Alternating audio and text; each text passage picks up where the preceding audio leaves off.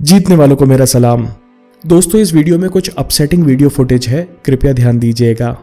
आप लोगों ने ज़रूर कुछ ऐसे लोग देखे होंगे जिनके पास सब कुछ है, सब कुछ, फैमिली, सपोर्ट, एजुकेशन, पैसे, लेकिन फिर भी दुखी हैं, परेशान हैं और कंप्लेन करते हैं। और कुछ ऐसे लोग हैं जिनकी ज़िंदगी ने जमकर पिटाई की है, लेकिन फिर भी खुश है, सफल है और आज़ाद हैं। यह है मिचेल की कहानी, उन्हीं की ज़बानी। बात 19 जुलाई 1971 की है। मैं बहुत एक्साइटेड था, जिंदगी बढ़िया थी और जॉब भी पसंद का था। मैं सैन फ्रांसिस्को के सुंदर शहर में केबल कार चलाता था। कुछ ही दिन पहले मैंने पहली बार प्लेन उड़ाया था, जहां पर मैं एक लड़की से मिला।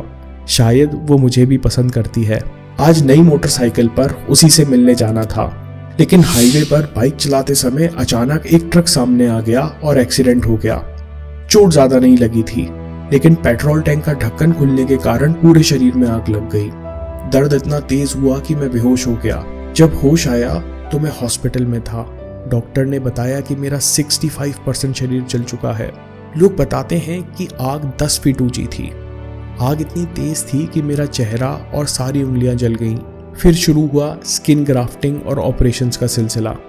महीनों बाद फिर मेरी तबीयत में थोड़ा सुधार आया, लेकिन एक्सीडेंट के बाद मेरा चेहरा बिगड़ चुका था। अक्सर लोग मुझे देखकर डर जाते या मुझे भगाने लगते।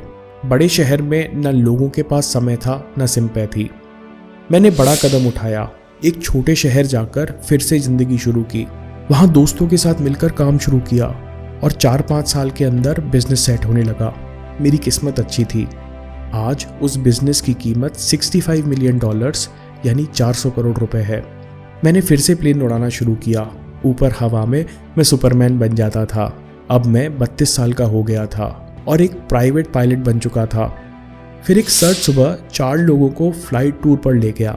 उस दिन बड़ी ठंड थी। प्लेन के विंग्स के ऊपर बर्फ जमने के कारण प्लेन क्रैश हो गया और ऑयल टैंक लीक होने लगा। मुझको अपनी जिंदगी फिर आग में जलती नजर आई। मैंने सबको बाहर निकलने के लिए चिल्लाया, लेकिन खुद नहीं निकल पाया। मैंने सोचा पैर फंस गया होगा। नीचे देखा तो शरीर नहीं हिल रहा था। दर्द इतना तेज हुआ कि मैं बेहोश हो गया। बाद में डॉक्टर ने बताया कि कमर की हड्डी चूर चूर हो गई है और शरीर कमर से नीचे पैरालाइज हो गया है। मैंने अभी 4 साल अपनी नई जिंदगी बनाने में लगाए थे और अब डॉक्टर कहते हैं कि मैं कभी व्हीलचेयर से नहीं उठ पाऊंगा। मैं बहुत निराश हुआ। उस शाम ऐसा लगा कि अब कभी सुबह नहीं होगी। अगले हफ्ते एक अनजान औरत का फ़ोन आया। वो बोली, तुम्हें याद है मिचेल, जब मैं परेशान थी तब तुमने मुझसे क्या कहा था कि तुम्हारे साथ क्या होता है इससे फ़र्क नहीं पड़ता, तुम क्या करते हो इससे अंतर पड़ता है। मिचेल, क्या तुम्हें अपनी बात पर आज भी विश्वास है?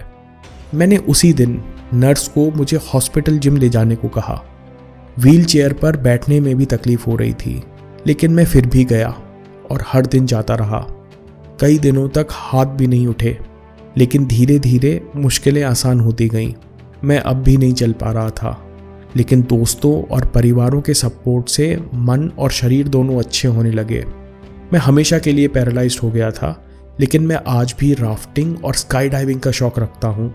एक्सीडेंट के सालों बाद 1975 में मैं अपने शहर का मेयर बना। हादसों के बाद आज मिचेल एक सक्सेसफुल बिजनेसमैन, पॉलिटिशियन और ऑथर हैं। मिचेल अपने मुंह से अपनी तारीफ नहीं करते, लेकिन डॉक्टर बताते हैं कि मिचेल एक्स्ट्राऑर्डिनरी थे। उन्होंने कभी हिम्मत नहीं हारी। जब डॉक्टर को डर था कि कहीं वे डिप्रेशन के कारण सुसाइड न कर बैठे, तब उस कठिन समय में मिचेल हंसी मजाक कर रहे थे। उन्होंने कभी भी किसी भी तकलीफ को पर्सनली अपने ऊपर नहीं लिया। मिचेल की जिंदगी से 2 कोट्स जिससे उनका थिंकिंग प्रोसेस समझ में आता है।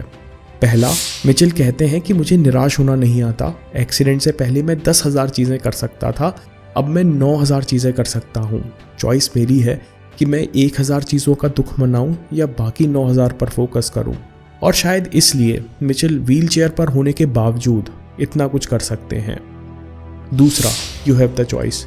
लोग कहते हैं कि मैं बहुत स्पेशल हूँ। मैं मानता हूँ कि हम में से कोई बहुत होशियार है तो कोई बहुत तेज, लेकिन एक चॉइस हम सबके पास बराबर है, अपनी ज़िंदगी को लगातार बेहतर बनाने की। दोस्तों, अगर आपको कभी भी ऐसा लगे कि लाइफ में दिक्कत है, चैलेंज है या परेशानी है, तो बस एक बार मिचेल की कहानी याद कर लीजिए और अपनी प्रॉब्लम्स को कभी पर्सनली मत लीजिए। दोस्तों, अगर ये वीडियो आपको पसंद आया तो देशन वांग की छोटी सी कहानी ज़रूर देखिए कि कैसे ज़िंदगी भर की मेहनत के बाद उन्होंने सफलता पाई। और हाँ, चैनल ज़रूर सब्सक्राइब कीजिए। मैं काम के किस्से लाता रहूँगा। हिम्मत, हरकत, होशियारी, हम जीतेंगे।